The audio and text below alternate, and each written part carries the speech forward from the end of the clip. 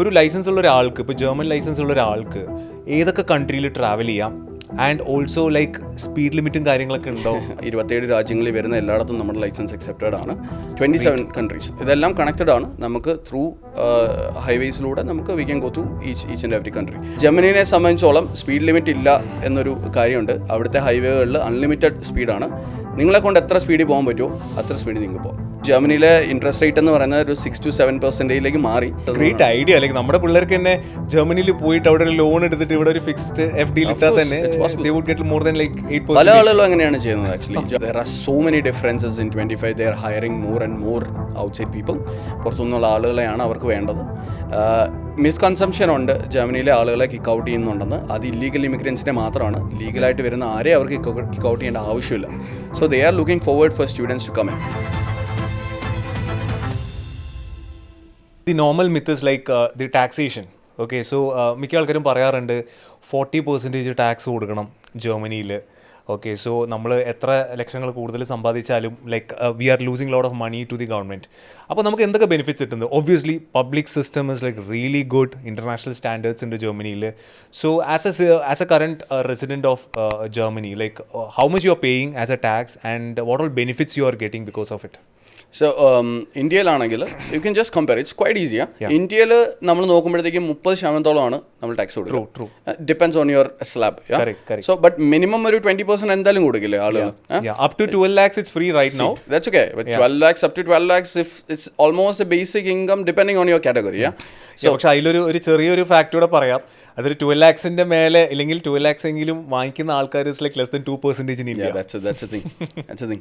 Okay. Yeah. So what I was telling. So 20% അല്ലെങ്കിൽ അത് ഒരു 30-40 വരെയൊക്കെ പോകുന്ന ഒരു കേസ് ഉണ്ട് ഇന്ത്യയിൽ. Actually depends on your income completely.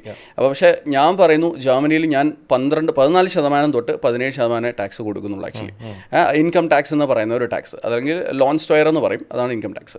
അതേ കൊടുക്കുന്നുള്ളൂ. ഇവർ ഈ പറയുന്ന 40% പല ബെനിഫിറ്റുകൾ അതിനുള്ളിലുണ്ട്. ഇതിനകത്ത് ഈ 14 അല്ലെങ്കിൽ 17 കഴിഞ്ഞാൽ പിന്നെ ഞാനൊരു 9% ഹെൽത്ത് ഇൻഷുറൻസ് കൊടുക്കുന്നുണ്ട് എൻ്റെ ഇതിൽ നിന്ന്. അത് പകുതി കമ്പനിയാണ് ചെയ്യുന്നത്, പകുതി ഞാനാണ് ചെയ്യുന്നത്. അതുപോരാതെ ഫ്ലീഗ ഫെർസിഷുർ എന്ന് പറയും. അതായത് നമ്മൾ സിക്കായിട്ട് എവിടെയെങ്കിലും അവസാനം കടന്നു പോയി കഴിഞ്ഞാൽ നമ്മളെ നോക്കാൻ ഒരു സിസ്റ്ററോ അല്ലെങ്കിൽ ഒരാളോ വന്ന് നിന്ന് ചെയ്യുന്നതിനാണ്. അല്ലെങ്കിൽ നമ്മളെ ഒരു ആൾട്ടൻഹൈം എന്ന് പറയും, പ്രായമായവർക്ക് നിൽക്കാനുള്ള സ്ഥലത്ത് കൊണ്ടുവരുമ്പോഴത്തേക്കും അത് ടേക്ക് കെയർ ചെയ്യാൻ വേണ്ടിയിട്ടുള്ള ഒരു ഇൻഷുറൻസ് നമ്മളിപ്പോഴേ കൊടുക്കുന്നുണ്ട്. പിന്നെ പ്രൊഡക്ഷൻ പ്ലാന്റുകളിൽ വർക്ക് ചെയ്യുന്നവർക്ക് ഉൻഫോൾ ഫെർസിഷുറിംഗ് എന്ന് പറയും. എന്ന് പറഞ്ഞാൽ ആക്സിഡൻറ്റ് ഫെർസിഷുറിംഗ്, ആക്സിഡൻറ്റ് ഇൻഷുറൻസ്. അപ്പോൾ നമുക്ക് ആക്സിഡൻറ്റ് പറ്റിക്കഴിഞ്ഞാൽ നമുക്കൊരു ക്ലെയിം കിട്ടാൻ വേണ്ടിയിട്ടുള്ള ഒരു ഇൻഷുറൻസ്. അതുപോലെ തന്നെ നമുക്ക് റെൻ്റ് ആൻഡ് ഫെർസിഷുറിംഗ് എന്ന് പറയും. അതായത് നമ്മൾ റെൻറ്റ്, അതായത് നമ്മൾ പെൻഷന് പോകുമ്പോഴത്തേക്കും, പെൻഷൻ ആകുമ്പോഴത്തേക്കും നമുക്ക് തിരിച്ചിങ്ങോട്ട് പെൻഷൻ കിട്ടാൻ വേണ്ടിയിട്ട്, ഇർഷൻ അറിയുമോയെന്നറിയില്ല, ജർമ്മനിയിൽ എല്ലാവർക്കും പെൻഷൻ കിട്ടും. വർക്ക് ചെയ്യുന്ന എല്ലാവർക്കും തിരിച്ച് പെൻഷൻ കിട്ടും. ആ ഒരു പെൻഷൻ കിട്ടാൻ വേണ്ടി നമ്മൾ ഇത്ര കൊല്ലം സർവീസ് വേണം. 30 years ആണ്. അല്ല, പെൻഷൻ ആക്ച്വലി നമുക്ക് 30 years കഴിഞ്ഞ് പെൻഷൻ ആയി കഴിഞ്ഞാൽ നമുക്ക് കിട്ടും. ഇപ്പോഴത്തെ ജർമ്മനിയുടെ പെൻഷൻ ഏജ് 64 or 65 ആണ്. നമ്മൾ അവിടെ എത്തുമ്പോഴത്തേക്കും ചിലപ്പം 70 ആവുമായിരിക്കും അക്കോർഡിംഗ് ടു ഇൻഫ്ലേഷൻ. അപ്പം ആ ഒരു രീതിയിൽ നമ്മൾ എപ്പോൾ പെൻഷൻ ആവുന്നു നമ്മൾ ഈ അടയ്ക്കുന്ന എമൗണ്ടുകളിൽ നിന്ന് ഇൻട്രസ്റ്റും കോമ്പൗണ്ടും കിട്ടിയിട്ടാണ് അവർ നമുക്ക് തിരിച്ച് എമൗണ്ട് തരിക. സോ എപ്പോൾ നാം പെൻഷൻ ആയാലും എനിക്ക് ഈ എമൗണ്ട് തിരിച്ച് കിട്ടും. അപ്പോൾ ഇത്രയും ഇൻഷുറൻസുകളാണ് ചേർന്ന് നമ്മൾ ഒരുമിച്ച് അടയ്ക്കുന്നത്. ഇതെല്ലാം കൂടെ കൂട്ടിയിട്ടാണ് 40% ആയിട്ട് വരുന്നത്. അപ്പോൾ അതിൽ ഞാൻ ശരിക്കും 14% 17% ഗവൺമെൻറ്റിന് കൊടുക്കുന്നത്. ബാക്കിയെല്ലാം എനിക്ക് തിരിച്ചു കിട്ടുന്ന പൈസയാണ്. Great. So it's and how would the public system like transport and all those facilities, what all facilities you get? So in my opinion public system is really good.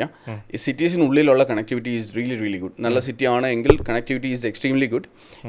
So നമുക്കവിടെ ട്രാംസ് ഉണ്ട്, buses ഉണ്ട്, അതുപോലെ തന്നെ train ഉണ്ട്, അതായത് local train ഉണ്ട്, intercity trains ഉണ്ട്. ഇതാണ് റെയിൽവേ സിസ്റ്റം അതുപോലെ തന്നെ ട്രാം സിസ്റ്റമായിട്ടുള്ളത്. എല്ലാം നല്ല കണക്റ്റഡ് ആണ്. ഇപ്പം നമുക്ക് പുതിയൊരു സിസ്റ്റം കഴിഞ്ഞ മുമ്പത്തെ വർഷം എൻഡ് തൊട്ട് വന്നതാണ് ഡോയ്ച്ച് ലാൻഡ് ടിക്കറ്റ് എന്ന് പറയും. അതായത് ജർമ്മനിയിൽ പറയുന്നത് ഡോയ്ച്ച് ലാൻഡ് എന്നാണ്. അവിടെ ചെന്നിട്ട് ജർമ്മനി എന്ന് പറഞ്ഞാൽ ഒരു ജർമ്മനും മൈൻഡ് ചെയ്യില്ല, ഡോയ്ച്ച് ലാൻഡ് എന്നായിരിക്കും അവരുടെ ജർമ്മൻ വർക്കാണ്. അപ്പം ഡോയ്ച്ച് ലാൻഡ് ടിക്കറ്റ് എന്ന് പറഞ്ഞാൽ ജർമ്മനിക്ക് വേണ്ടിയിട്ടുള്ള ടിക്കറ്റ്, ഡോയ്ച്ച് ലാൻഡ് ഫോറിൻ ടിക്കറ്റാണ്. അപ്പോൾ അതിൽ നമുക്ക് ഈ 49 യൂറോ ടിക്കറ്റ് ആയിരുന്നു. അത് വെച്ച് നമുക്ക് ജർമ്മനിലെ ഏത് പബ്ലിക് ട്രാൻസ്പോർട്ട് യൂസ് ചെയ്യാമായിരുന്നു ഫ്രീ ആയിട്ട്. ജർമ്മനിയിൽ അങ്ങോട്ടും ഇങ്ങോട്ടും ഫ്രീ ആയിട്ട് ട്രാവൽ ചെയ്യാൻ 49 യൂറോ ഒരു മാസം കൊടുത്താൽ മതി. ആ ടിക്കറ്റ് ഇപ്പോൾ 58 59 ആയി മാറി. ആ ടിക്കറ്റാണ് ഞാൻ എടുത്തിരിക്കുന്നത്. ഇത് വെച്ചിട്ടാണ് അങ്ങോട്ടും ഇങ്ങോട്ടും ട്രാവൽ ചെയ്യുന്നത്. It's a very nice system. Oh, great.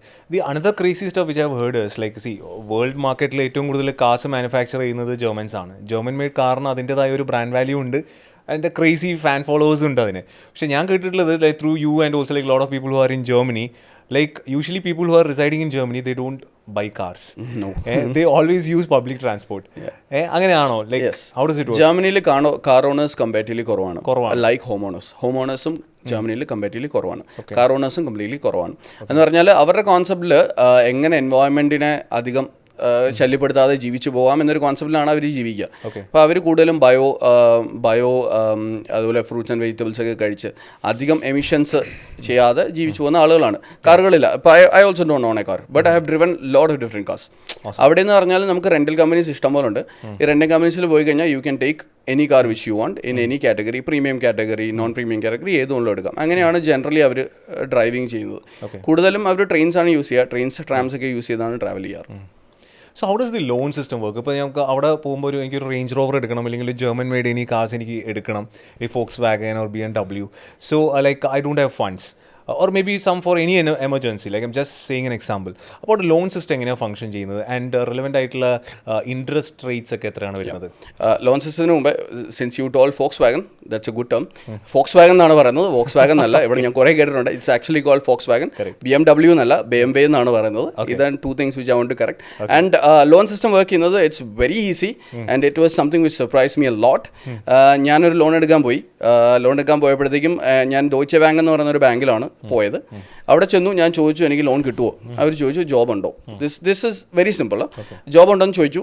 ജോബിൽ contract എന്താണെന്ന് ചോദിച്ചു. ലിമിറ്റഡ് കോൺട്രാക്റ്റുകളുണ്ട്. അതായത് 2 വർഷത്തേക്കുള്ള കോൺട്രാക്ട് അല്ലെങ്കിൽ അൺലിമിറ്റഡ് കോൺട്രാക്ട് ഉണ്ട്. അപ്പോൾ അൺലിമിറ്റഡ് കോൺട്രാക്റ്റ് ആയിരുന്നു എനിക്ക്. അപ്പോൾ അവർ പറഞ്ഞു എത്ര രൂപയാണ് വേണ്ടത്? സോ ഞാൻ പറഞ്ഞു 60,000 എന്ന് പറഞ്ഞു. സോ അവർ പറഞ്ഞു okay, I give you an appointment, you come this day. ഞാൻ അന്ന് പോയി. അന്ന് രാവിലെ എനിക്ക് ലോൺ അപ്രൂവ് ആയി. ഉച്ച കഴിഞ്ഞപ്പോൾ ലോൺ കിട്ടി. അക്കൗണ്ടിൽ എമൗണ്ട് വന്നു. Great, super fast. എന്തൊക്കെ ഡോക്യുമെന്റ്സ് അവർ ചോദിച്ചത്? ഡോക്യുമെന്റ്സ് ഒന്നുമില്ല. No documents. നമ്മുടെ PR അല്ലെങ്കിൽ സാധാരണ വിസ കിട്ടിയേക്കുന്ന കാർഡ് കൊടുക്കണം, പാസ്പോർട്ട് കൊടുക്കണം. ഈ 2 ഡോക്യുമെന്റ്സ് ആണ് അവർ മേജർലി ചോദിക്കുന്നത്. നമ്മുടെ അക്കൗണ്ട് ഓൾറെഡി ആ ബാങ്കിലാണെങ്കിൽ അവർക്ക് ഓൾറെഡി നമ്മുടെ ഇൻഫർമേഷൻ ഫുൾ ഉണ്ട്, വേറെ ഒന്നും വേണ്ട. പിന്നെ ഇൻട്രസ്റ്റിലേക്ക് വരുമ്പോഴത്തേക്കും ഞാൻ ലോൺ എടുത്ത് 2021 2021 3% വരുന്ന ഇൻട്രസ്റ്റ് ജർമ്മനിയിൽ. only 3%. And it was not floating, it was fixed interest. Okay, so in India, like anywhere it comes close to like 15%. Which like credit cards ആണെന്നുണ്ടെങ്കിൽ it goes up to like 25%, even like 40-50%. So 3% interest ആണ്, അതും fixed interest ആണ്. That is the major thing. ഇന്ത്യയിൽ നമ്മൾ എടുക്കുന്നത്, നമ്മളിപ്പം home loan എടുത്താൽ ചിലപ്പോൾ you get four, if you are lucky you get for 7%. ആ 7% scenario it's like 8.5 or above. Current is 8.5 or above and it's floating. RBI revise ചെയ്യുന്നതിനനുസരിച്ച് interest മാറി. നമുക്ക് നാട്ടിലൊരു വീട് വെക്കണം. പക്ഷേ ഇപ്പോൾ ജേക്കിനെ പോലത്തെ ആൾക്കാർ ഇപ്പോൾ ജർമ്മൻ റെസിഡൻ്റ് ആണ്, പക്ഷെ നിങ്ങൾക്ക് നാട്ടിൽ വീട് വെക്കണം. അപ്പോൾ നമുക്ക് ജർമ്മനിയിൽ നിന്ന് ലോൺ എടുക്കാൻ പറ്റുമോ? ഡെഫിനറ്റ്ലി. ഞാൻ അങ്ങനെയാണ് എൻ്റെ വീട് വെച്ചത്. ഞാൻ ജർമ്മനിയിൽ നിന്ന് ഞാൻ ഈ പറഞ്ഞ പോലെ 60,000 എടുത്തിട്ടാണ് നമ്മുടെ നാട്ടിൽ വീട് വെച്ചത്. They will not ask you. So ഇത് ഞാൻ പേഴ്സണൽ ലോണിനാണ് 3% പറയുന്നത് കേട്ടോ. പേഴ്സണൽ ലോണിന് 3%, നമ്മൾ ഹോം ലോണോ അല്ലെങ്കിൽ കാർ ലോണോ എടുത്തു കഴിഞ്ഞാൽ 1.3-1.4% ഒക്കെ ആയിട്ട് കിട്ടും ഇൻട്രസ്റ്റ്. പണ്ട് ആളുകൾ ആക്ച്വലി ജർമ്മനിൽ ഉണ്ടായിരുന്ന മലയാളികൾ they use to take loan from there. 1% എടുത്ത് ഇവിടെ കൊണ്ട് FD ഇടും. ഇവിടെ 3%-5% FD കിട്ടും. They used to do that. അപ്പം ഇപ്പം but if you are seeing ജർമ്മനിയിലെ ഇൻട്രസ്റ്റ് റേറ്റ് എന്ന് പറയുന്നത് ഒരു 6-7% മാറി. But I still say German loan is better because fixed interest ആണ്, ഫ്ലോട്ടിംഗ് അല്ല.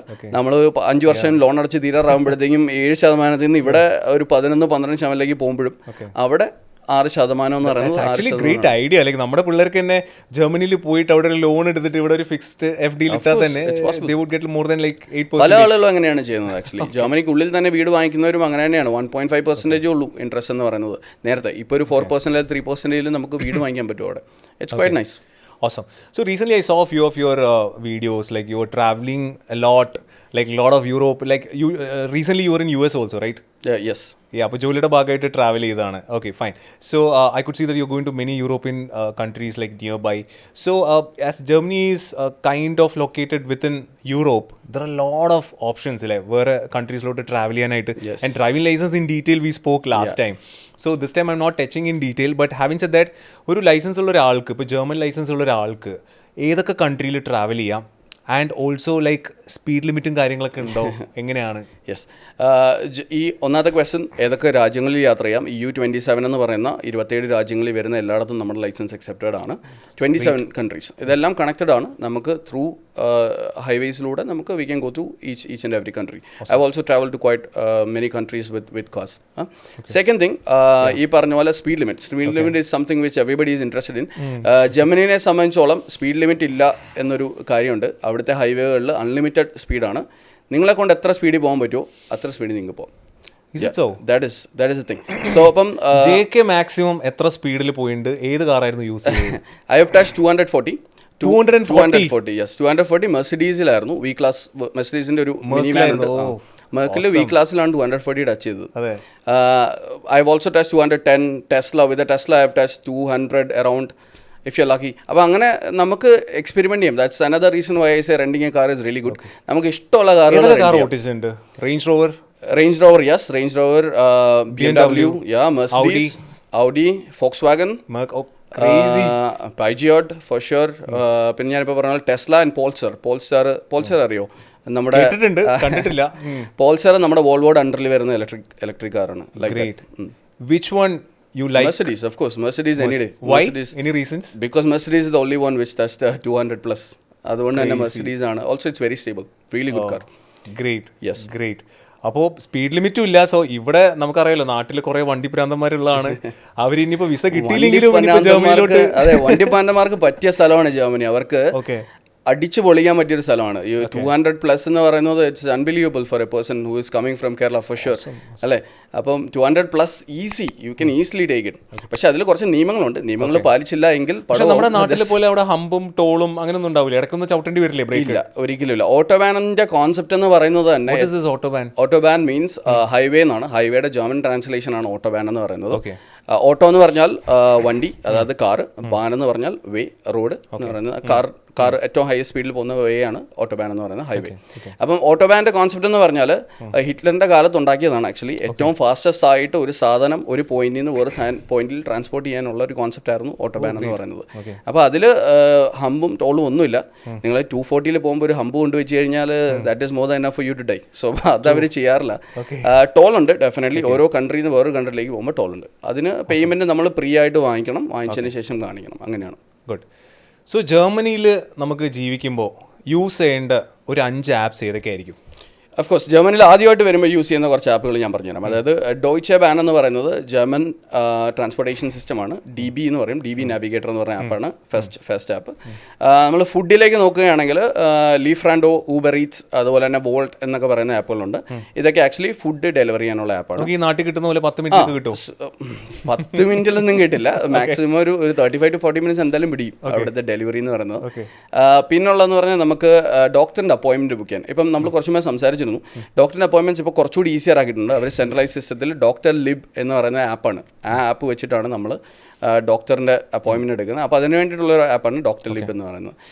പിന്നെ അതുപോലെ തന്നെ പിന്നുള്ള ആപ്പ് എന്ന് പറയുന്നത് നമുക്ക് നാട്ടിലേക്ക് കാശ് അയക്കാൻ വേണ്ടിയിട്ട് വൈസ് എന്ന് പറയുന്ന ആപ്പുണ്ട്, റെമിറ്റ്ലി എന്ന് പറയുന്ന ആപ്പുണ്ട്. ഇതൊക്കെയാണ് മേജർ ആപ്സ് എന്ന് പറയുന്നത്. ഇതാണ് യൂസ് ചെയ്യേണ്ടത്. ഓക്കെ. മണി ഫോറക്സിൻ്റെ കാര്യം പറഞ്ഞപ്പോൾ ഒരു കാര്യം ഓർത്തത്, ഇപ്പോൾ like Indian money unfortunately it's going down. That's what. അപ്പോൾ എബ്രോഡിൽ ഉള്ള ആൾക്കാർക്ക് എസ്പെഷ്യലി ജർമ്മൻ €1 ഇപ്പോൾ എത്ര വരുന്നുണ്ട്? ഇപ്പം 98 ടച്ച് ചെയ്തു recently. That's crazy because when I went it was 74. Okay. 74 in 98 in 7 years is crazy. അതായത് നാട്ടിൽ ഇൻഫ്ലേഷൻ വന്നാലും ഒരു പ്രശ്നമില്ല. നിങ്ങൾ അവിടെ പൈസ ഇച്ചിരി അയച്ചു കഴിഞ്ഞാൽ ദാറ്റ് വുഡ് ബി ക്രേസി അല്ലേ? ഇന്ത്യൻ വാല്യൂ താഴേക്ക് പോവുകയാണ്. Since I reside in Germany എനിക്ക് കുറച്ചുകൂടെ നല്ലതാണ്. But it's a very good thing for people who are residing abroad. Awesome. So coming back to the next question, like നമ്മൾ ഒരു student public യൂണിവേഴ്സിറ്റിയിൽ പഠിക്കാനായിട്ട് പോകുന്ന ഒരു സ്റ്റുഡൻറ്റ്, അല്ലെങ്കിൽ വിദേശത്ത് പഠിക്കാനായിട്ട് പോകുന്ന ഒരു സ്റ്റുഡൻറ്റ് എപ്പോഴും കൺഫ്യൂഷനുള്ള ഒരു കാര്യമാണ്. അതൊരു എയർപോർട്ടിലോട്ട് എത്തുന്നതിന് മുന്നേ അവർ ശ്രദ്ധിക്കേണ്ട കാര്യങ്ങൾ, or else like any kind of apps or any kind of things which they need to take care? Definitely. എയർപോർട്ടിലേക്ക് പോകുമ്പോഴത്തേക്കും നമ്മൾ ശ്രദ്ധിക്കേണ്ട മേജർ ഒരു കാര്യം, സ്വർണം ഭയങ്കര ഇമ്പോർട്ടൻ്റ് ആയ ഒരു കാര്യമാണ്. ഗോൾഡ്. ഓക്കെ. നമ്മൾ ഇവിടുന്ന് പോകുമ്പോഴത്തേക്കും ഇപ്പം പണ്ടത്തെ പോലെയല്ല, നിയമങ്ങൾ മാറി. നമ്മൾ ഇവിടുന്ന് പോകുമ്പോഴത്തേക്കും you wear a lot of especially girls they wear a lot of ornaments and gold. നമുക്കുള്ള ലിമിറ്റ് എന്ന് പറയുന്നത് it has to come up to €500 worth ആകുന്ന ഗോൾഡ് മാത്രം നമുക്ക് ഇവിടുന്ന് ട്രാൻസ്പോർട്ട് ചെയ്യാൻ പറ്റൂ. ദിസ് ഇസ് €500 ഏകദേശം ഒരു INR 50,000 or 70,000 മാക്സ്. അതിന് മുകളിലേക്ക് പറ്റില്ല. അതിൻ്റെ പറ്റില്ല ലീഗലി. ഇത് ഞാൻ ലീഗലിയാണ് പറയുന്നത്. ഒരു കാലത്ത് ഒരു പവന്റെ മാലിക്ക് തന്നെ ഏകദേശം ആ ലെവലിലേക്ക് വരുമല്ലോ. അതാണ് ലീഗലി ഉള്ള കാര്യമാണ് ഞാൻ പറയുന്നത്. Illegally you can take as much as you want, it's no problem. Because I have also gone with ഒരു ചെയിനായിട്ട് ഞാൻ പോയിട്ടുണ്ട്. നമുക്കന്ന് അറിയില്ലായിരുന്നു കേട്ടോ. അറിഞ്ഞ് പിന്നെ ഒരാളോട് സംസാരിച്ചപ്പോൾ ആൾ പറഞ്ഞു ഞങ്ങൾ 500 യൂറോസിന് മുകളിലുള്ള സാധനം കൊണ്ടുവന്നതുകൊണ്ട് ഞങ്ങൾക്കൊരു ഫൈൻ വന്നു. We had to pay 300% of the original price over there. Customs പിടിച്ചിട്ട് this is a thing. 300% is a fine. അങ്ങനെയാണ് ജനറലി വരിക. അപ്പം അവർ പറഞ്ഞു അറിഞ്ഞു കഴിഞ്ഞപ്പോഴാണ് ഞങ്ങൾക്ക് മനസ്സിലായത്. ഓക്കെ, ഞാൻ നമ്മുടെ ഇന്ത്യൻ ഏജൻസിയുടെ ഇത് വായിച്ചു നോക്കിയപ്പോഴത്തേക്കും മനസ്സിലായി ഇതാണ് റൂള്. ജർമ്മനിയിലേക്ക് പോകുമ്പോഴത്തേക്കും ഉള്ള റൂളാണ്. ബാക്കി കൺട്രീസ് എനിക്കറിയില്ല കേട്ടോ ജർമ്മനിയിലേക്കുള്ള. അതുപോലെ തന്നെയാണ് കുപ്പി നമ്മൾ കൊണ്ടുവരുമ്പോഴത്തേക്കുള്ള alcohol bottle is also same. അതിന് ലിമിറ്റേഷൻ ഉണ്ട്. 2 ലിറ്റർ ആണ് മാക്സിമം കൊണ്ടുവരാൻ പറ്റുക, അതിൽ കൂടുതൽ കൊണ്ടുവരാൻ പറ്റില്ല. Okay, awesome. So again, like, so let's talk about celebrations. So എങ്ങനെയാണ് അവിടുത്തെ ഒരു കൾച്ചർ? ഒരു മലയാളി ഫോറം ഉണ്ടോ, കമ്മ്യൂണിറ്റീസ് ഉണ്ടോ? Like Onam, Eid, Vishu and Christmas സെലിബ്രേഷൻസിന്റെ വൈബ് എങ്ങനെ? I been watching your videos and all the stuff. Like there lot of things happening there. Christmas you was very nice, beautiful. So എങ്ങനെയാണ് celebrations? അവിടുത്തെ ഏറ്റവും വലിയ festival Christmas ആണ്. But നമുക്ക് മലയാളികൾക്ക് ഓണവും അതുപോലെ തന്നെ വിഷുവൊക്കെ ഉള്ളതുകൊണ്ട് തന്നെ ഇതെല്ലാം നമ്മൾ സെലിബ്രേറ്റ് ചെയ്യും. സദ്യയൊക്കെ കിട്ടുമോ നമുക്ക്? സദ്യ കിട്ടില്ല. സദ്യ ഇപ്പം ആക്ച്വലി ഫ്രോസൺ സദ്യ വരുന്നുണ്ട്. ആക്ച്വലി അത് ജസ്റ്റ് ഹീറ്റ് ചെയ്ത് കഴിച്ചാൽ മതി. പക്ഷേ ജനറലി നമ്മൾ ചെയ്യുന്നതെന്ന് പറഞ്ഞാൽ നമുക്ക് അറിയാവുന്ന കുറച്ച് ആളുകൾ അല്ലെങ്കിൽ ഒരു കമ്മ്യൂണിറ്റി ഉണ്ടെങ്കിൽ അവർ തന്നെ ജോയിൻ ചെയ്തിട്ട് സദ്യ ചെയ്യാണ്. ഇപ്പോൾ കുറച്ചുകൂടി ആക്റ്റീവ് ആയി തുടങ്ങി. ആക്ച്വലി പുറത്തുനിന്ന് പെർഫോമൻസിന് വേണ്ടി ആളുകളെ കൊണ്ടുവരുന്നു. ചെണ്ടമേളവും അതുപോലെ എല്ലാ കാര്യങ്ങളും ഇപ്പോൾ അറേഞ്ച് ചെയ്യുന്നുണ്ട്. അപ്പോൾ വലിയ ഫെസ്റ്റിവലാണ് ആക്ച്വലി ഓണം. ഇതും അതുപോലെ തന്നെ ഇതിന് ഇഫ്താർ ചെയ്യുന്ന ആളുകളുണ്ട്, അവിടെ കമ്മ്യൂണിറ്റീസ് ഉണ്ട്, അവരെല്ലാം കൂടെ ജോയിൻ ചെയ്തിട്ട് എല്ലാ ഫെസ്റ്റിവലും സെലിബ്രേറ്റ് ചെയ്യുന്നുണ്ട്. ക്രിസ്മസ് എസ്പെഷ്യലി ഭയങ്കര ബ്യൂട്ടിഫുൾ ആണ്. കാരണം ക്രിസ്മസിന് എല്ലാ ക്രിസ്മസ് സിറ്റി സെന്ററുകളിലും ഒരു വലിയ ക്രിസ്മസ് ട്രീ സെറ്റപ്പ് ചെയ്യുന്നുണ്ടാവും. It's very beautiful to see. Last time I saw it was very beautiful. Okay, so getting into the next one, the most important part, the full-time jobs, obviously. So we spoke about part-time and many things. അപ്പോൾ ആൾക്കാർക്ക് especially the student fraternity who are going abroad from Kerala, അവർക്ക് എപ്പോഴും ഒരു മൈൻഡിൽ ഒരു curious ആയിട്ടൊരു tension, അല്ലെങ്കിൽ they are worried about like okay ഞാൻ പബ്ലിക് യൂണിവേഴ്സിറ്റിയിൽ അഡ്മിഷൻ കിട്ടി, ഞാൻ അവിടെ പഠിക്കാൻ പോവാണ്, പക്ഷെ പഠിച്ചതിന് ശേഷം ഞാൻ എന്ത് ചെയ്യും? ഒരു ഫുൾ ടൈം ജോബിലോട്ട് ഞാൻ എങ്ങനെ കൺവേർട്ട് ചെയ്യും? അപ്പോൾ അതൊരു വലിയൊരു ചോദ്യമാണ്. Like so first of all will start with your thing. Like JK എങ്ങനെയാണ് പബ്ലിക് യൂണിവേഴ്സിറ്റിയിൽ പഠിച്ചതിന് ശേഷം ഒരു ഫുൾ ടൈം ജോബ് എങ്ങനെ കണ്ടെത്തി? ഞാൻ ആക്ച്വലി ചെയ്തത് പഠിക്കുന്ന പാരലായിട്ട്, അതായത് ടുവേർഡ്സ് ലാസ്റ്റ് സെമസ്റ്റർ ഞാൻ ഓൾറെഡി ജോബ് സെർച്ച് ചെയ്യാൻ സ്റ്റാർട്ട് ചെയ്തു. This was in which year? This was in 2019 and 20 beginning. Okay. അപ്പോഴാണ് ഞാൻ സ്റ്റാർട്ട് ചെയ്തത്. It took me more than 8 months to find a job. So there, yeah. പക്ഷേ ഞാൻ parallelly പഠിക്കുമായിരുന്നു. So I was not actively looking for a job. പക്ഷേ പഠിക്കുന്ന സമയത്ത് ജോലി നോക്കാം. ഓഫ് കോഴ്സ് പഠിക്കുന്ന സമയത്താണ് നോക്കേണ്ടത്. അത് പല കുട്ടികൾക്കും അറിയില്ല. അവരെല്ലാം സപ്പോസ് ജോലി കിട്ടുകയാണെങ്കിൽ പഠിത്തം മുടങ്ങാത്ത രീതിയിൽ അതും കൂടെ ചെയ്യാൻ പറ്റുമോ? ഇല്ല, പഠിത്തം കംപ്ലീറ്റ് ചെയ്യാതെ ജോലി സ്റ്റാർട്ട് ചെയ്യാൻ പറ്റില്ല. But you can find A job and ask them. ഞാൻ ഇപ്പോഴാണ് കോഴ്സ് കംപ്ലീറ്റ് ചെയ്യുന്നത്, അത് കഴിയുമ്പോൾ ഞാൻ ജോയിൻ ചെയ്തോട്ടെന്ന് ചോദിക്കാം. അപ്പോൾ ജനറലി കുട്ടികളെല്ലാം വെയിറ്റ് ചെയ്തിട്ട് അവസാനമാണ് ജോയിൻ ചെയ്യാൻ പോകുന്നത്. അങ്ങനെ നോക്കരുത്. പഠിക്കുന്നതിൻ്റെ ലാസ്റ്റ് സെമസ്റ്റർ എത്തുമ്പോൾ തന്നെ നോക്കുക.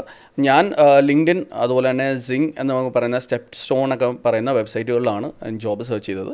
അതുപോലെ തന്നെ നിങ്ങളുടെ ഫീൽഡിൽ ഏറ്റവും ടോപ്പായിട്ടുള്ള കമ്പനീസ് കണ്ടുപിടിക്കുക, നിങ്ങൾക്ക് ഇൻട്രസ്റ്റ് ഉള്ള കമ്പനീസ് കണ്ടുപിടിക്കുക, അവരുടെ വെബ്സൈറ്റിൽ പോവുക, കരിയറിൽ അപ്ലൈ ചെയ്യുക, you will definitely get one. പക്ഷേ ഞാൻ ഇവൻച്വലി ഒരു 400 to 450 ജോബ്സിന് ഞാൻ അപ്ലൈ ചെയ്തിട്ടുണ്ട്. എന്നിട്ടാണ് finally I got one job. Your first job you are talking about. I was luckily I got one job. You kittiye jolide interview, how was the experience and what all it was crazy. What all questions they were asking? They were quite chilled. ഞാൻ വിചാരിച്ചത് നമ്മൾ ഇന്ത്യയിൽ നിന്ന് ഇപ്പോൾ ഞാനിവിടെ ഇന്ത്യയിൽ ബൈജൂസിൽ work ചെയ്തിട്ടുണ്ട്. You know that very well. നമ്മുടെ ഇവിടുത്തെ ഇന്റർവ്യൂ എങ്ങനെയാണെന്ന് you know very well. Where do you see 5 years from now and all this kind of casual self intro usual things. ഇതൊന്നും ഇല്ലായിരുന്നു അവിടെ. അവിടെ ചെന്നപ്പോഴത്തേക്ക് it was more like a conversation. നമ്മൾ അവരുടെ അടുത്ത് സംസാരിക്കുന്നു, അവർ നമ്മളൊക്കെ ചോദിക്കുന്നു are you interested in this job, do you like this job, what have you done? Basic casual conversation ആയിരുന്നു. So which means they are actually not looking for very topic experts. They are looking for a good person who can join the company. ഇതാണ് അവരുടെ main concept എന്ന് പറയുന്നത്. Topic expert definitely വേണം, but അവർ കൂടുതലും നിങ്ങളുടെ ക്യാരക്ടറാണ് അവർ analyse ചെയ്യുക. അപ്പോൾ ജനറൽ ആയിരുന്നു സംസാരം. That's actually very interesting. Like so much of difference like compared to India. And നമുക്കിപ്പോൾ ജർമ്മനിയിൽ എങ്ങനെയാണ് ഇപ്പോൾ like I know like what was your first salary and all those stuff. So നമുക്ക് സേവിങ്സ് എത്രത്തോളം അവിടെ നമുക്ക് ചെയ്യാൻ പറ്റും? ഇപ്പോൾ നമുക്ക് for example X amount we are earning on a monthly basis, അതിൽ നമുക്കിപ്പോൾ ടാക്സും കാര്യങ്ങളും ചിലവും എല്ലാം കഴിഞ്ഞിട്ട് നമുക്ക് എത്ര എമൗണ്ട് സേവ് ചെയ്യാൻ പറ്റും? See, if you are a person who has a family, let's say, and the wife is also working, you can easily save up to 60% of your 60% of the salary. Oh, that's great. But if you R single കുറച്ചുകൂടെ different ആണ്. Also depends on the accommodation which you leave. നിങ്ങളുടെ living standard കുറച്ചുകൂടെ കൂടുതലാണ് എങ്കിൽ 50% വരും. But living standard കുറവാണെങ്കിൽ it will be 60% easily. So if you earn let's A 3,500, അതായത് 3.5 ലക്ഷം രൂപയാണ് നിങ്ങളുടെ സാലറി എങ്കിൽ 50% 175 ഓളം നിങ്ങൾക്ക് ഈസി ആയിട്ട് സേവ് ചെയ്യാൻ പറ്റും. ഒരു മാസം സേവ് ചെയ്യാൻ പറ്റും. ഈസി ആയിട്ട് സേവ് ചെയ്യാൻ പറ്റും. That's great. ഇപ്പോൾ യൂഷ്വലി ഇപ്പോൾ ജർമ്മനിയിൽ വർക്ക് ചെയ്യുന്ന നമ്മുടെ ഫ്രാറ്റേണിറ്റി ലൈക്ക് മലയാളി സ്റ്റുഡൻസ് അല്ലെങ്കിൽ അവിടെ ഓൾറെഡി ഇപ്പോൾ ജേക്കിനെ പോലെ സെറ്റിൽ ആയിട്ടുള്ള ആൾക്കാർ അവർക്ക് ഇൻവെസ്റ്റ് ചെയ്യുന്നത് എവിടെയാണ്? ലൈക്ക് ഇപ്പോൾ നാട്ടിലാണെങ്കിൽ ഒരുപാട് ഓപ്ഷൻസ് ഉണ്ട്, mutual fund, SIP, usual many things, stock market and all the stuff. പക്ഷേ ജർമ്മനിയിൽ എന്തെങ്കിലും വളരെ നീഷായിട്ടുള്ള നമുക്ക് ETFs ഉണ്ട്. ETFs അറിയോ? ETFs ഉണ്ട്, അതുപോലെ തന്നെ സ്റ്റോക്ക് മാർക്കറ്റ്സ് ഉണ്ട്. ഡെഫിനറ്റ്ലി ജർമ്മൻ സ്റ്റോക്ക് മാർക്കറ്റ്സ് ഉണ്ട്. ഇതിലൊക്കെയാണ് ജനറലി ഇൻവെസ്റ്റ് ചെയ്യുക. നമുക്ക് അതുപോലെ തന്നെ ഫിസിക്കൽ ഗോൾഡ് ഇതിലൊക്കെയാണ് ഇൻവെസ്റ്റ് ചെയ്യുക. ഇതിന് ട്രേഡ് റിപ്പബ്ലിക് എന്ന് പറയുന്ന ഒരു വെബ്സൈറ്റ് ഉണ്ട്, അതുപോലെ eToro എന്ന് പറയുന്ന വെബ്സൈറ്റ് ഉണ്ട്. ഇതെല്ലാം വെബ്സൈറ്റ്സ് ആണ്. ഇവിടെ ഉള്ളതുപോലെ തന്നെയാണ് ഈ വെബ്സൈറ്റിൽ പോവുക, നമ്മുടെ അക്കൗണ്ട് ക്രിയേറ്റ് ചെയ്യുക. Of course they need verification, കാരണം നമ്മുടെ ഇന്ത്യൻ നാഷണാലിറ്റി ആണ്. ഇതിൽ സ്റ്റോക്സ് ഫൈൻഡ് ചെയ്യുക, put in your money, either it goes up, it goes down. And also like the one thing which you mentioned earlier, like just taking a loan for like 1.5%, 3%, even investing in India, that makes a lot of sense. Of course. Crazy, even on real estate and all that stuff. That is crazy. എനിക്കറിയാം. എനിക്ക് പണ്ട് ജർമ്മനിയിൽ പോയി കോടീശ്വരന്മാരായ ആളുകളുണ്ടല്ലോ, ഇവരൊക്കെ ഇത് ചെയ്ത ആളുകളാണ്. They played really smart. So they could get to this level which they are in. Awesome. And how's the real estate scenario in Germany? Like ഒരു റെന്റിലൊക്കെ ഒരു മാസം ഏകദേശം എത്ര വരുന്നുണ്ട്? അതിപ്പോൾ നമുക്കിവിടെ 2 BHK വില്ല അങ്ങനെയൊക്കെ പറയുന്ന പോലെ അവിടെ എങ്ങനത്തെ ഒരു സെറ്റപ്പാണ്? I will tell mine actually. എനിക്ക് എക്സാക്ട്ലി എല്ലാ പോയിന്റിലും അറിയില്ല. സിറ്റി ബേസിൽ ഞാൻ പറയാം. സിറ്റി ബേസിൽ ഇപ്പോൾ ഒരു വലിയ അപ്പോയിൻമെൻ്റ് ആണ് നിങ്ങൾക്ക് വേണ്ടെങ്കിൽ ഒരു 90 സ്ക്വയർ മീറ്റർ, ഞങ്ങളവിടെ സ്ക്വയർ മീറ്ററിലാണ് സംസാരിക്കുക. 90 സ്ക്വയർ മീറ്റർ എന്ന് പറഞ്ഞാൽ അത്യാവശ്യം വലിയൊരു വീടാണ്. 2.5 ആളുകൾ, അതായത് 2 ആൾക്കാർക്ക് ഒരു കുട്ടിക്ക് താമസിക്കാവുന്ന ഒരു വീടാണ്. അങ്ങനത്തെ ഒരു ഇത് വരുവാണെങ്കിൽ you have to pay around 1,000 to 1,100 euros എന്ന് പറഞ്ഞാൽ ഒരു 1,00,000 രൂപയ്ക്ക് അടുത്ത്. നാട്ടിലൊരു 2 BHK ആണോ ഉദ്ദേശിച്ചത്? ഒരു 3 BHK അടുത്ത് അത്യാവശ്യം വലിപ്പമുള്ള ഒരു ഫ്ലാറ്റാണ്. പക്ഷേ ഇത് ഒരു മിഡ് സ്കെയിൽ സിറ്റിയാണ്. Top scale city, top tear cities, അതായത് ബെർലിൻ അല്ലെങ്കിൽ മ്യൂണിക് പോലത്തെ സിറ്റികളിലാണ് താമസിക്കുന്നതെങ്കിൽ ഈ പറയുന്ന സെയിം 90 സ്ക്വയർ മീറ്ററിന് ഒരു 2,000 യൂറോയ്ക്ക് അടുത്ത് പേ ചെയ്യേണ്ടി വരും. But husband and wife working ആണ് എങ്കിൽ 2,000 യൂറോ എന്ന് പറയുന്നത് വലിയൊരു എമൗണ്ട് ആയിട്ട് അവർ കൺസിഡർ ചെയ്യില്ല. Okay, good. And also like post arrival, like നമ്മളിപ്പോൾ എയർപോർട്ട് ക്ലിയർ ചെയ്തു, അതിന് ശേഷം we have just like landed in Germany. അതിന് ശേഷം അവിടെ നിന്ന് ഒരു ക്ലിയറൻസ് കിട്ടാനും ഇല്ലെങ്കിൽ അതിന് ശേഷം maybe pickup drop and like somewhere we need to travel and the travel time, ആ ട്രാവൽ ചെയ്യാൻ പറ്റുന്ന options, what all things a student have to take care? So last few students who went I supported them very much. അപ്പം നമ്മുടെ കേസിൽ നമ്മളിപ്പോൾ തന്നെ ഇവിടുന്ന് ഇവർ പോകുമ്പോൾ തന്നെ ഇവർക്ക് പോകേണ്ട ട്രെയിൻ ടിക്കറ്റ് നമ്മൾ ഇവിടുന്ന് തന്നെ ഫ്രീ ആയിട്ട് ബുക്ക് ചെയ്യും. അപ്പം അവരവിടെ ചെന്ന് കഴിയുമ്പോൾ റൈറ്റ് ട്രെയിൻ എടുത്ത് പോയി കഴിഞ്ഞാൽ അവരുടെ സിറ്റിയിൽ റീച്ച് ചെയ്യാൻ പറ്റും. ജനറലി ആൾക്കാരെല്ലാം ചെയ്യുന്ന അതാണ്. ഫ്രാങ്ക്ഫർട്ടിലായിരിക്കും മോസ്റ്റ്ലി ലാൻഡ് ചെയ്യുക. ഫ്രാങ്ക്ഫർട്ടിൽ നിന്ന് നമുക്ക് ഡോയ്ച്ചെ ബാൻഡ് ട്രെയിൻ എടുത്ത് കൊച്ചിയിൽ നിന്ന് ഡയറക്റ്റ് ഫ്ലൈറ്റ് ഉണ്ടോ? നമുക്ക് കൊച്ചിയിൽ നിന്നില്ല, ചെന്നൈയിൽ നിന്നും ഹൈദരാബാദിൽ നിന്നും ബാംഗ്ലൂരിൽ നിന്നാണ് ഡയറക്റ്റ് ഫ്ലൈറ്റ്സ് ഉള്ളത്. കൊച്ചിയിൽ നിന്ന് ജനറലി എമിറേറ്റ്സ്, എത്തിഹാദ് അല്ലെങ്കിൽ ഖത്താർ അല്ലെങ്കിൽ എയർ ഇന്ത്യ, ഇതൊക്കെയാണ് ജനറലായിട്ടുള്ളത്. ഏതാണെങ്കിലും അവരുടെ ഹെഡ് ക്വാർട്ടേഴ്സിൽ പോയിട്ട് അവിടെ നിന്നാണ് ട്രാൻസിറ്റ് വരിക. അപ്പം നമുക്ക് എയർ ഇന്ത്യ ആണെങ്കിൽ ഡൽഹി, അല്ലെങ്കിൽ എമിറേറ്റ്സ് ആണെങ്കിൽ ദുബായ്, അങ്ങനെയായിരിക്കും ട്രാൻസിറ്റ് വരിക. അവിടെ പോയി പിന്നെ ട്രാൻസിറ്റ് ചെയ്താണ് പോവുക. അവിടെ ചെന്നതിന് ശേഷം ഞാൻ ഈ പറഞ്ഞ പോലെ തന്നെ ട്രെയിൻ ടിക്കറ്റ് പ്രീ ബുക്ക്ഡ് ആണ് എങ്കിൽ അത് ആ ഒരു ടൈമിലുള്ള ട്രെയിൻ എടുക്കുക, നേരെ പോവുക. And how about the accommodation? Like how in advance, like how much in advance they need to book? Accommodation admit കിട്ടിയ ഉടനെ തന്നെ ബുക്ക് ചെയ്യുക. There is no question in that. ഉടനെ തന്നെ 90% of the student universities have their student dorms. ആ ഡോംസിൽ immediately application move ചെയ്യുക കിട്ടിയ ഉടനെ. കാരണം ഫസ്റ്റ് കം ഫസ്റ്റ് സർവ് ആണ് അവിടുത്തെ കോൺസെപ്റ്റ് എന്ന് പറയുന്നത്. ഇമ്മീഡിയറ്റ്ലി അപ്ലൈ ചെയ്യുക. അതിനുശേഷം ഔട്ട് സൈഡിലും ഒന്ന് തപ്പി നോക്കുക. സ്റ്റുഡൻറ്റ് ഡോം റിജക്റ്റ് ചെയ്ത് കഴിഞ്ഞാൽ just switch to the outside world. തപ്പുക, you will definitely find one. And the point is, don't fall for scams ഉണ്ടാവും. Scams are very huge in Germany. കാരണം എസ്പെഷ്യലി നമ്മുടെ ഇന്ത്യക്കാരെ പറ്റിക്കാനായിട്ട് കുറേ ആളുകൾ അവിടെ ഉണ്ട്. ഏതൊക്കെ രീതിയിലുള്ള സ്കാംസ് ആണുള്ളത്? അക്കോമഡേഷൻ സ്കാംസ് എന്തായാലും ഉണ്ട്, ഡെഫിനറ്റ്ലി ഉണ്ട്. അക്കോമഡേഷൻ എന്ന് പറഞ്ഞാൽ അവർ ഫോൾസ് അഡ്വർടൈസിങ് ചെയ്യും. അത് ജർമൻസ് ആണോ മലയാളീസ് ആണോ? മലയാളീസ് ആയിരിക്കില്ല, അത് കുറച്ചുകൂടെ സ്പെസിഫിക് നാഷണാലിറ്റി ആയിട്ട് നമുക്ക് പറയാൻ പറ്റില്ല. ബട്ട് കുറച്ചുകൂടെ സ്കാമേഴ്സ് ആയിട്ടുള്ള ആളുകളാണ്, ഏഷ്യൻസ് ആയിരിക്കും കൂടുതലും. അപ്പം അവർ ഫോൾസ് അഡ്വർടൈസിങ് ചെയ്യും. അതായത് വെഗെ ഗെസൂക്ക് ടീമോ ബില്യൻ സ്കൗട്ട് എന്നൊക്കെ പറയുന്ന വെബ്സൈറ്റുകളുണ്ട്. ഇവിടെയാണ് അവർ ഫോൾസ് അഡ്വർടൈസ്മെൻറ്റ് ചെയ്യും. നമ്മൾ കോൺടാക്ട് ചെയ്ത് കഴിഞ്ഞാൽ അവർ പറയും അഡ്വാൻസ് സെൻഡ് ചെയ്യൂ, നിങ്ങളുടെ അക്കോമഡേഷൻ ഞങ്ങൾ കൺഫേം ചെയ്ത് വെക്കാം എന്ന് പറയും. നമ്മുടെ നാട്ടിൽ നിന്ന് പോകുന്ന സ്റ്റുഡൻസ് ഇവിടുന്ന് 50,000, 60,000, 1,00,000 ഒക്കെ അങ്ങോട്ട് അയച്ചു കൊടുക്കും. ആ പൈസ പോകും. അവിടെ ചെന്ന് കഴിയുമ്പോൾ കോൺടാക്ട് ചെയ്ത് കഴിഞ്ഞാൽ അവർ റെസ്പോണ്ട് ചെയ്യില്ല. അതാണ് അവിടുത്തെ മേജർ അക്കോമഡേഷൻ സ്കാം എന്ന് പറയുന്നത്. And also like one important thing like എപ്പോൾ എബ്രോഡിൽ പോകുമ്പോൾ നമ്മുടെ പിള്ളേർക്ക് ഫേസ് ചെയ്യേണ്ടി വരുന്നൊരു ഇഷ്യൂ ഉണ്ട് ചില കൺട്രീസിൽ. അതായത് ഞാൻ കൺട്രിയുടെ പേര് ഞാൻ പറയുന്നില്ല, പക്ഷേ ചില കൺട്രിയിൽ സ്റ്റുഡൻസ് പറഞ്ഞിട്ടുണ്ട് അവിടെ ഒരുപാട് റേസസ് അവർക്ക് ഫേസ് ചെയ്യേണ്ടി വന്നിട്ടുണ്ട്. മേ ബി ഒരു ഡോക്ടർ അപ്പോയിൻമെൻറ്റ് ആണെന്നുണ്ടെങ്കിൽ പോലും ഒരു ഏഷ്യൻ ആണെന്ന് കണ്ടു കഴിഞ്ഞാൽ അല്ലെങ്കിൽ ഒരു ഇന്ത്യൻ ആണെന്ന് കണ്ടു കഴിഞ്ഞാൽ like they are taking it very casually. They're not like giving them the medications and all that stuff. So how's the scenario in Germany? Like how they see Indians and especially the Malayalis-നെ അവിടെ എങ്ങനെയാണ് അവർ കാണുന്നത്? Racism as such ആയിട്ട് എനിക്ക് പറയാൻ പറ്റില്ല, കാരണം I never experienced racism despite of having A dark skin. You being there for like almost like 7-8 years. 7 years, yeah, 7 years or more. അതിലല്ല കാര്യം, റേസിസം അല്ല, അവർ ജർമ്മൻസിനോട് തന്നെ റൂഡാണ്. So it's no problem. You cannot tell that as racism. But ഒത്തിരി ഇപ്പം നമ്മുടെ പ്രശ്നം തന്നെയാണ്, ഞാൻ കണ്ടിടത്തോളം നമ്മുടെ തന്നെ പ്രശ്നമാണ്. നമ്മുടെ സ്റ്റുഡൻസ് പല ആളുകളും അവിടെ പോയിട്ട് ഒരു അപ്പാർട്ട്മെൻറ്റ് എടുക്കുന്നു, ഒരു വർഷം താമസിക്കുന്നു, അപ്പാർട്ട്മെൻറ്റ് നശിപ്പിച്ചിട്ടാണ് ഓണർക്ക് തിരിച്ചു കൊടുക്കുക. അപ്പോൾ ആ ഓണർ സ്വാഭാവികം ചിന്തിക്കും ഞാൻ ഇനി ഇന്ത്യൻസിന് കൊടുക്കണ്ട. അപ്പോൾ ഇങ്ങനത്തെ കുറച്ച് പ്രശ്നങ്ങൾ കാരണമാണ് അവിടെ ഈ ഇഷ്യൂസ് ക്രിയേറ്റ് ആകുന്നത്. അതുപോലെ തന്നെ നമ്മൾ നമ്മുടെ കുക്കിംഗ് കുറച്ചുകൂടി ഇൻറ്റൻസീവ് ആയതുകൊണ്ട് തന്നെ നമ്മൾ ഇടുന്ന ക്ലോത്ത്സ് വെച്ച് കുക്ക് ചെയ്യുമ്പോഴത്തേക്കും നാട്ടിൽ ആ പ്രശ്നം ഉണ്ടാവില്ല, കാരണം ഓപ്പൺ വിൻഡോസും എല്ലാം ആണ്. ജർമ്മനിയിൽ വിൻ്റർ ആകുമ്പോഴത്തേക്കും ക്ലോസ്ഡ് വിൻഡോസ് ആണ്. നമ്മൾ അവിടുത്തെ കിച്ചണിൽ ഈ ഒരു ഡ്രസ്സ് ഇട്ടുകൊണ്ട് നമ്മൾ കുക്ക് ചെയ്ത് കഴിഞ്ഞാൽ ആ ഡ്രസ്സ് ഇട്ടുകൊണ്ട് നമ്മൾ പുറത്ത് പോയി കഴിഞ്ഞാൽ നമുക്കറിയില്ല, പക്ഷെ അടുത്ത് നിൽക്കുന്ന ആൾക്ക് ആ സ്മെൽ അടിക്കും. അതുകൊണ്ട് തന്നെയാണ് there is A general talk that Indian smell really bad of curry all the time. അതാണ് അപ്പം ആളുകൾ ശ്രദ്ധിച്ചാൽ മാറാന്നേ ഉള്ളൂ. അപ്പോൾ അങ്ങനെ ഒരു റേസിസം ആയിട്ടില്ല, നമ്മൾ ചെയ്യുന്ന ബിഹേവിയേഴ്സിൻ്റെ ഭാഗമായിട്ട് നമുക്ക് കിട്ടുന്നതാണ്. അഫ്കോഴ്സ് നമ്മൾ പുതിയൊരു രാജ്യത്താണ്, അവരുടെ കൾച്ചറിനാണ് അവിടെ പ്രയോറിറ്റി. നമ്മുടെ ഇവിടെ തന്നെ ഈ നോർത്തിൽ നിന്ന് ബംഗാളികൾ വരുമ്പോഴത്തേക്കും നമ്മൾ അവരെ ട്രീറ്റ് ചെയ്യുന്ന ബാഡായിട്ടല്ലേ, അതുപോലെ ചിന്തിച്ചാൽ മതി. അവിടെ ചെല്ലുമ്പോഴത്തേക്കും അവരുടെ രാജ്യമാണ്, അവരുടെ കൾച്ചറാണ്, അത് നമ്മൾ ഫോളോ ചെയ്യാൻ മാക്സിമം ട്രൈ ചെയ്യുക, അത്രേ ഉള്ളൂ. Very true. And also like my final question like for the day 2025 ആണ് നമ്മളിപ്പോൾ ഉള്ളത്. You being there for like 7 years, still you are travelling back after your vacation.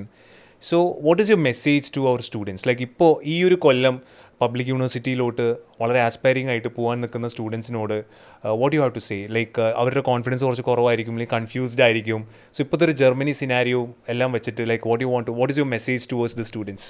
I would say in 25 ഞാൻ പോയതിനേക്കാളും there are so many differences in 25. they are hiring more and more outside people. പുറത്തുനിന്നുള്ള ആളുകളെയാണ് അവർക്ക് വേണ്ടത്. Misconception ഉണ്ട് ജർമ്മനിയിലെ ആളുകളെ kick out ചെയ്യുന്നുണ്ടെന്ന്. അത് ഇല്ലീഗൽ ഇമിഗ്രൻസിനെ മാത്രമാണ്, ലീഗലായിട്ട് വരുന്ന ആരെയും അവർക്ക് കിക്ക് ഔട്ട് ചെയ്യേണ്ട ആവശ്യമില്ല. So they are looking forward for students to come in. So അതുകൊണ്ട് തന്നെ I will tell them be confident, definitely look forward to it. Look forward to having a career. Look forward to having a huge salary, which we spoke about. അപ്പോൾ ഇതൊക്കെ മുമ്പിലേക്ക് നമുക്ക് നോക്കാവുന്ന കാര്യങ്ങളാണ്. So be confident, come to Germany, everything will be fine. Awesome. And also JK, like there are a lot of queries which used to come like after our podcast and videos which has been published. അപ്പോൾ നമുക്ക് കുറേ comments queries ആയിട്ട് വരും, കുറേ inbound ആയിട്ട് വരും. So will you be able to help the students with your answers? So if they have any questions, they can come to me directly, go through Lakshmi or any of our mentors. They will connect them to me. We can answer all the questions. In the portal question analysis, there's, as my teacher they can just simply comment. There's no stupid questions. All the questions are valid. Correct.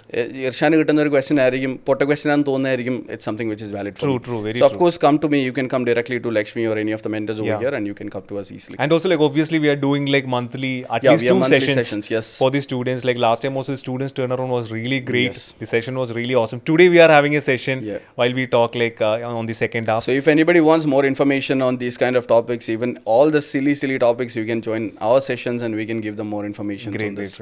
Fine, JK, thank you.